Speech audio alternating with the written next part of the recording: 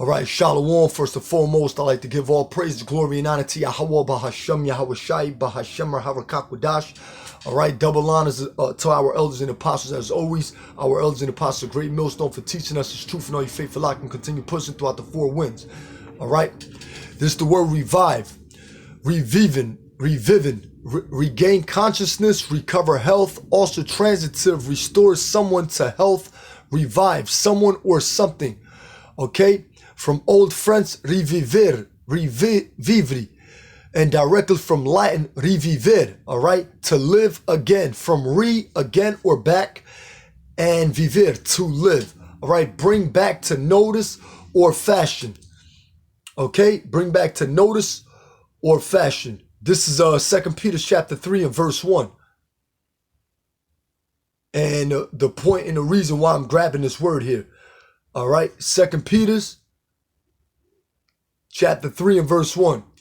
This second epistle, beloved, I now write unto you, in both which I stir up your pure minds by way of remembrance. Okay? Why? Because the scriptures say the things written aforetime were written for our learning. Romans 15 and 4. Right? And what does it mean to stir up? G1326. Strong's G1326. Degaro. To wake up, awaken, arouse from sleep. Right, because there was one time that like it says in Jeremiah 17 and 4, that we discontinue from our heritage. When we came here and when we discontinued from our heritage, that fallen away was over here in America. All right, we didn't know we were Hebrew Israelites. All right, until the Lord woke us back up. Okay, we started being awoke, late 1969s until now. All right, knowledge has increased, like it says in Daniel's 2. All right, Daniel's chapter 12, and believe, matter of fact, I'll just grab it.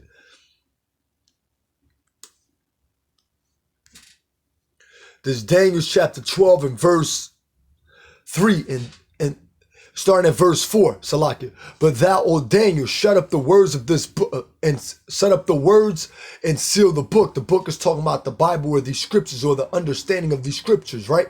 Even to the time of the end, all right? In the time of the end we're living in now, all right? Many shall run to and fro, and knowledge shall be increased. And when Yahweh Shai came on earth, it was the end of, okay? It was the beginning of the end, okay?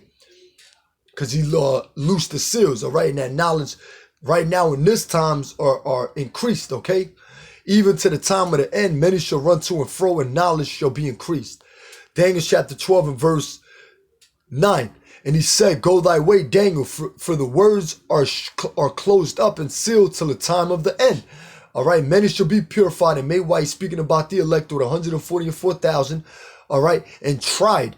All right, because the Lord is trying his men, but the wicked shall do wickedly, and none of the wicked shall understand, but the wise shall understand. All right, so those that cannot understand are these Edomite nations, all right, or the Edomite nation, or these heathens, or 2/3 of our people, or anybody outside of this truth cannot understand, all right, and none of the wicked shall understand, but the wise, which are the elect, shall understand. Speaking about what? The hopeful elect are going to understand prophecy. They're going to understand scriptures. They're going to understand these dark sayings, all right? Salakia, let me turn this damn thing on.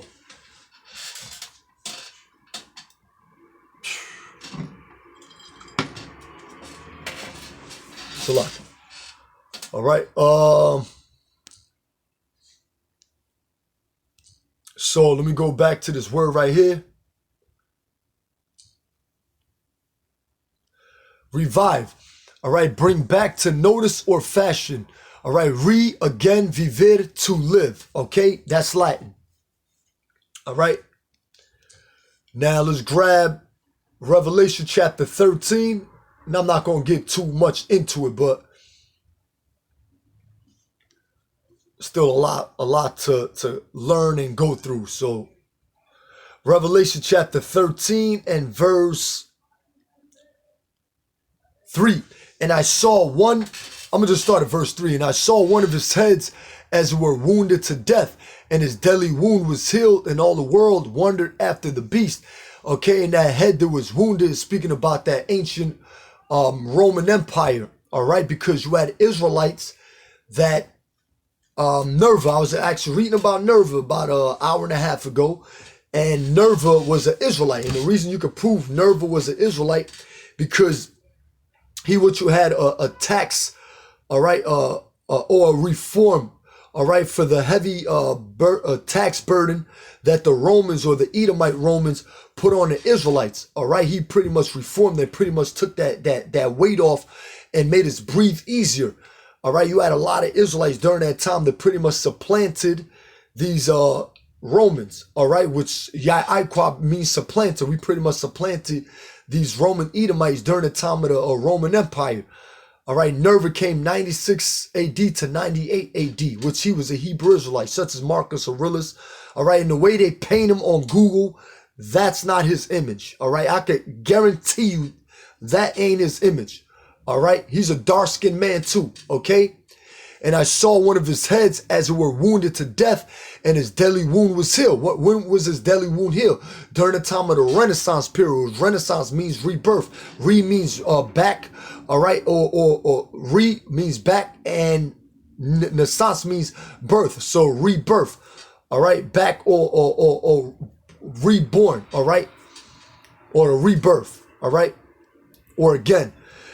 And his deadly wound was healed, and all the world wandered after that beast. Yeah, right now they're wandering after that beast. Okay, the NATO and the EU or the Edomite body structure. All right, or system.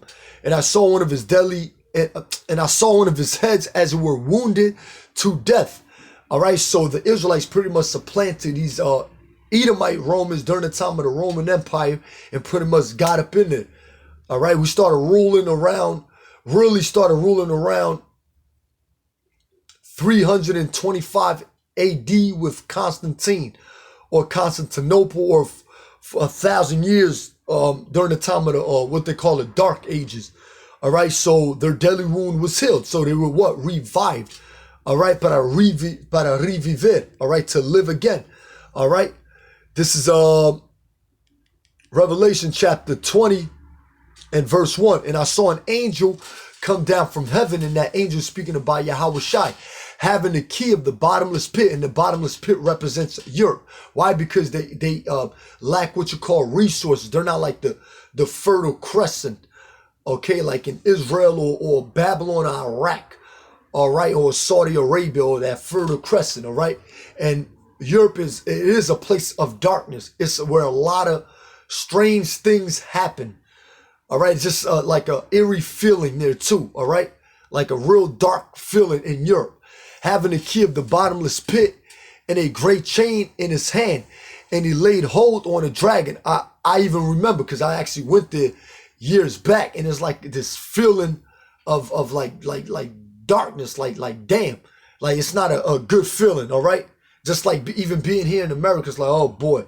But over there, it's like a different feeling, all right? Brothers that do live on that side know what I'm talking about. Or brothers that push the truth on the other side of the earth or in Europe, they know what I'm talking about. It's not a good feeling, all right? And he laid hold on that dragon. Once again, Yahweh Shai laid hold on that dragon, Esau, Edom, all right? And that dragon, too, when you go to Revelation 12, Herod the Great was represented as what? As that red dragon that was persecuting the Yahweh Shai, who wanted all the males dead, all right?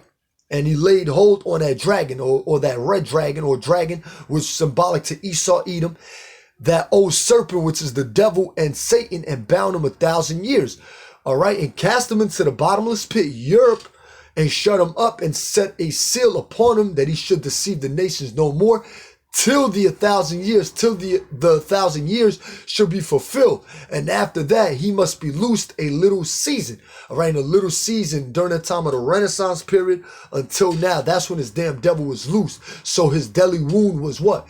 Healed. All right, revived, the revitalization or a revival or revived. All right. And I'm going to grab two quick sources here. First from Babylon and Timbuktu. All right. First from Babylon and Timbuktu, page 21. Second paragraph. All right. By the way, Rudolph Windsor went to benefit dinners and okay, with a lot of these Amalekites, all right, or a lot of these gutter rats. and they pretty much gave them the scoop or information and pretty much made their tongues to fall upon themselves. That's where he got a lot of this information too, to write this book. All right, because these Edomites were giving him a lot of this information too. All right, proving that these devils know history too. All right, second paragraph, page 21. During the Middle Ages, the black nations of Africa and Asia had the greatest political, economical, educational, and military influence in the world. At this time, talking about during the darker Middle Ages, right? At this time, Europe existed in a state of darkness for 1,000 years, right? Because the Moors were ruling for that 1,000 years, all right? But the Israelites got into pretty much into power during the time of Constantine in 325, and that's where you get Constantinople. All right, the name Constantinople came from Constantine, which he's a Hebrew Israelite. But these images that these devils paint, all right, are not accurate. The so-called white man sits in the temple of the Most High, showing himself that he's the Most High. He blasphemes. He paints images of so-called Negroes, or Salak. He paints images of himself and tries to play us. All right, and we know that that's what they did during the time of the Renaissance period with the iconoclasm or iconoclast. All right, they'll disfigure the images of the so-called Negroes and paint the likeness of their images, which they did. All right, I'm gonna just grab this real quick. First Maccabees 3:48. They were doing this during the time of the Greeks. All right, this is the time of the Greeks too. This is like a Greco-Roman Empire or a revived empire again. All right, it's revitalized. All right, First Maccabees chapter 3 and verse 48. They were doing this back then. All right, verse 48. Chapter 3 and verse 48. And he laid open the book of the law, and laid open the book of the law, wherein the heathen, these other nations, all right, mainly Esau, Edom, these Greeks, okay, had sought to paint the likeness of their images. That's why when you go on Google, you see all these images of crackers, all right, of red angels, all right, and stuff like that, of who the world ignorantly calls Jesus Christ. All right, you see him with blonde hair, long stringy blonde hair with blue eyes. That's not his image. And a lot of these other images they paint of him are not his image. All right, the apostles, they paint the images of the apostles as being crackers or so-called white men, which that's a lie. All right, why? Because these devils have the power over Google, so they can do that. They got the power over the printing press. That's why they manipulate certain Google information. All right, and you got a lot of jakes that fall for anything. All right, but like the scriptures say, the simple believe every word. We're not going to fall for that. All right. So that bottomless pit represents Europe. All right. In that 1,000 years that Esau, Edom was in the Caucasus Mountains. All right. Here's another source. This is page 59 from the book Facts of Facts, which I bring this out from time to time. But our real information comes from the Bible. Isaiah 34:16. Seek ye out of the book of the Lord and read. All right. So our real information comes from the Bible. But let's grab this from page 59.